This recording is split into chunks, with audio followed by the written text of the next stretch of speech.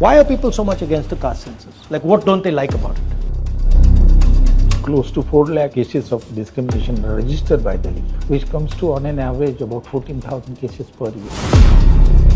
The history of the Dalits, the OBC, tribals, has just been eliminated. Part of the portion of the Manusmriti was burned. So that's the beginning of the civil rights movement. Thank you so much for coming. Well, thank you very much for inviting me to have an interaction. No, I wanted to talk to you about, particularly the caste census, how it's going, what your thoughts are, and also some of your ideas on education. We agree on discrimination and the levels of discrimination in India. So I wanted to get a sense of what you're thinking. No, I also wanted to know the insight that you have got through your long march and new knowledge. Yeah. Like, I've had discussions with people about the caste census, where I'm saying, look, all we're doing is exposing the truth. Yeah. Nothing else. Yeah. And they will say to me directly that no, one must not expose this truth. Yeah. Oh, why not? Right? That unfairness is taking place in front of your face. You've got the constitution that says all Indians are equal. It is absolutely crystal clear what is going on, and you just don't want to accept it. The social situation of the scheduled caste or Dalit, I think it's a very auspicious occasion because the 20th March he started the Mahad agitation satyagraha to have an entry to the water, to the tank, and it resulted into violence. As you rightly said, the Brahmin priest in the city of Mahad purified the water by putting the urine of cow and milk, and they purified the water because it was polluted because of the touch by Dr. Ambedkar and others. And then, of course, Dr. Ambedkar got very agitated about this and a lot of pain, anguish. Then they organized the second conference in Mahad, where the part of the portion of the Manusmriti was burned by a Dalit saint and the Brahmin gentleman called Mahar. So that's the beginning of the civil rights movement and denial of civil and political and economic right to the untouchable. That because of his effort, then the constitution had a provision for equal right, equal opportunity, non-discrimination.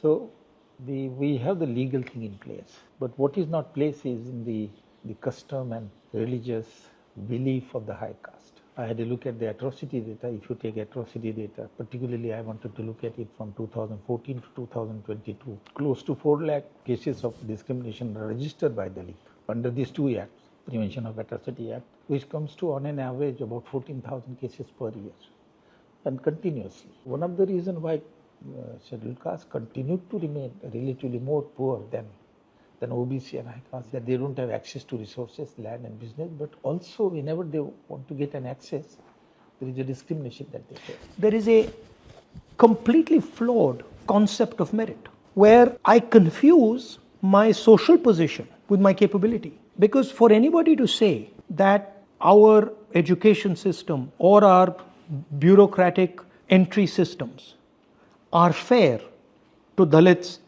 and OBCs and tribals, I mean, that's just a complete fallacy, because they're culturally not connected to these communities at all. So the entire narrative is an upper caste narrative. This notion of merit is actually itself an unfair idea. Yeah. The roots of this basically in the caste system, and one has to recognize that the lack of any initiative by the high caste who practice discrimination against the caste system and institution of untouchability is the reason why the discrimination continues. You can say till independence formally in terms of rule, the untouchable did not have right to land, right to business. Neither did the OBC. Yeah, the OBCs were certain caste of the OBCs were a peasant caste. Yes. That was from in the Manusmriti they did not have any right to land, but by AD 700 the OBCs were allowed to cultivate the land as a owner and even as a tenant. But the untouchables did not have a right to own the land. But the point that I am making is that the untouchables did not have a right to resources, capital resources, business, and employment in the occupation of the high caste. Their only occupation was the casual manual labor for the high caste. Most of the untouchables were a slave caste, forced labor, attached labor, slave labor. We have given them instrument through which they can have political power, but that political power is not sufficiently backed by the economic power or even educational power. Institutional power. So as a result, they try to come together But at one stage or another, there are fragmentation. Huge No, but fragmentation. there's another bigger problem, which is that the history of the Dalits, the history of the OBCs, the histories of tribals has just been eliminated. I never heard of a Dalit narrative. And then at the same time, there is this idea that is being pushed by the RSS and the BJP, right? Which is basically to destroy their history, to destroy the history of the Dalits and the Adivasis and the OBCs. Research, writing, curriculum is in the hand of the high caste, and they won't write anything about the untouchable because their status was really pathetic. That is why in Maharashtra, the lead was given by the Dalit literature. Their views were not included into the curriculum. So what they did, they say, you don't believe us our life. So they began to write autobiographical writing. And one of the most classical academic writings then they have come. Daya Pawar, Namdev Dasar. They just produced their life, which the high caste could not then deny. And that is how the history, Dalit history began to... No, but that history is not available through the main education system. An upper caste boy or girl who's going to a school in New Delhi has no idea about this. That's how they can say things like, oh, I don't see any caste discrimination. Obviously, you don't see caste discrimination. In the curriculum now, you rightly mentioned that they are taking out those Ambedkar, Dalit Panther, discrimination. See, what they're doing, they've realized that they need to give lower castes an avenue. So what they've done is they've given the lower castes the avenue of representative politics. And they've said whoever wants to become MLA, whoever wants to become MP can become. In fact, we will make them. BJP will make them. And then what they've done is they've taken the power out of the representation system. And where is the power? The power is in the institutional framework except the representative framework.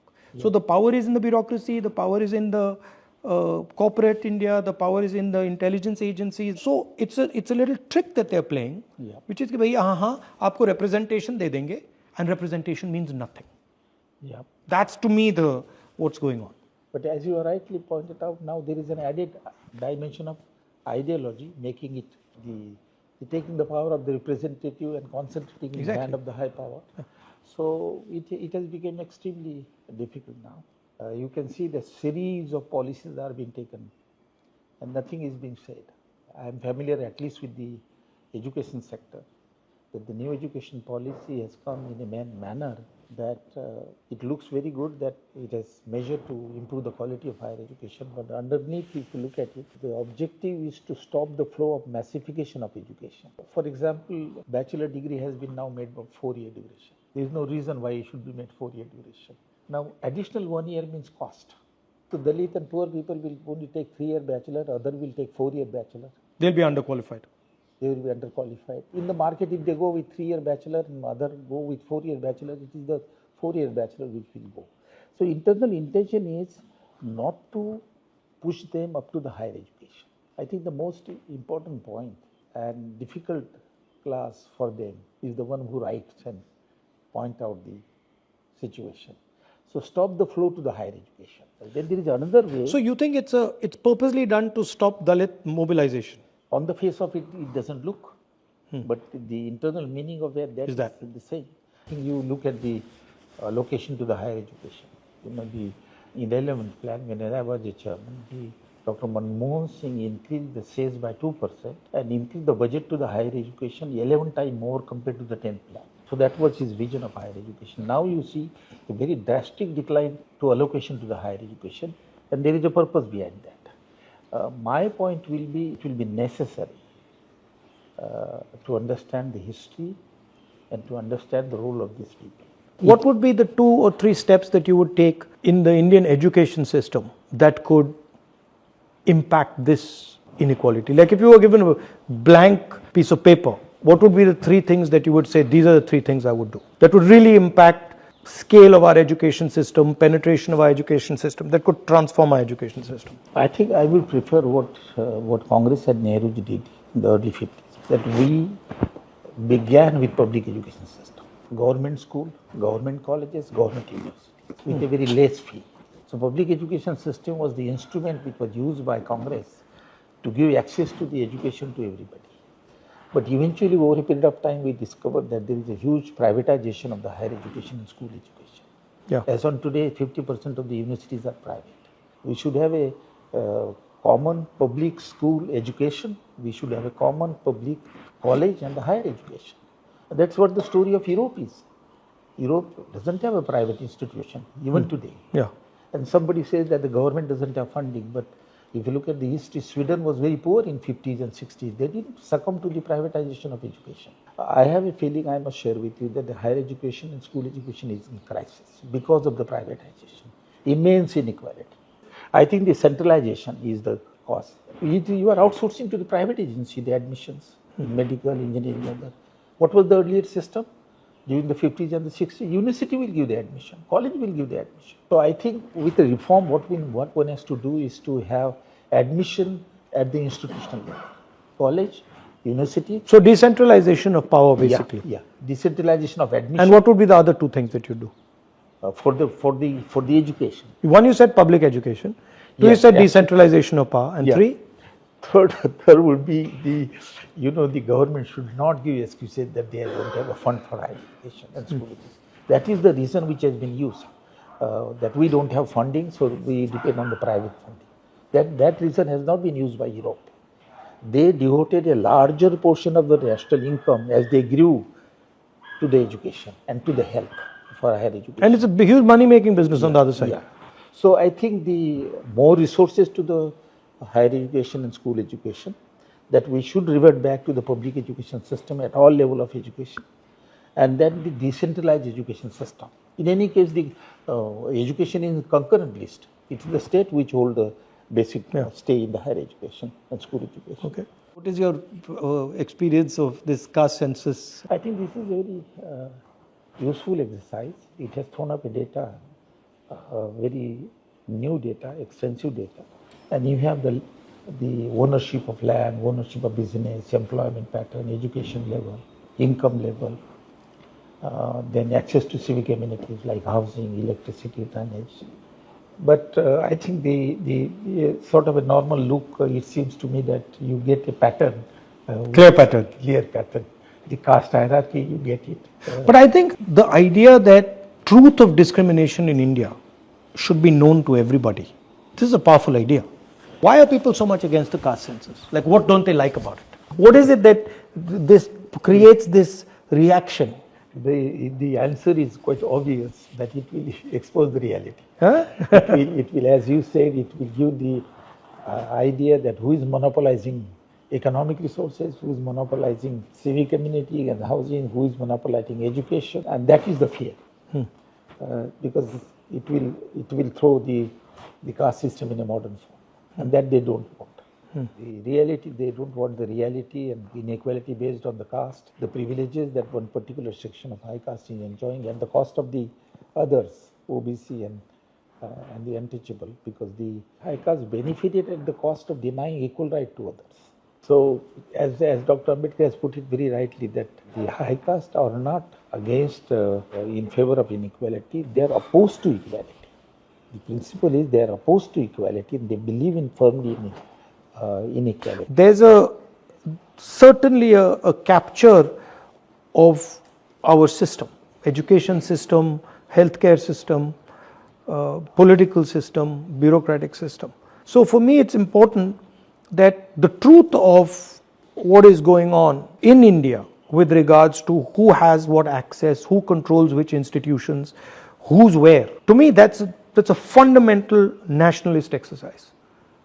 I think it's not supporting the caste census is actually anti-national, because what you're saying is that we're not ready to accept the truth of what is going on in our country. So I'm quite wedded to the idea of the caste census. I think we need to iterate it further, we need to deepen it, and we need to make it more sophisticated, and that's why you have the committee there, and I think it needs to be broad-based. Lovely to see you. Thank you. This is the recent book I got on discrimination, Oxford, Scheduled Caste in Indian Labour Market. This was the earlier one. This was the first on economic discrimination, and it gave creative wave.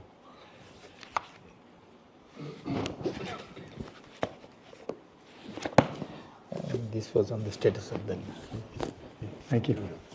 Thank you very much.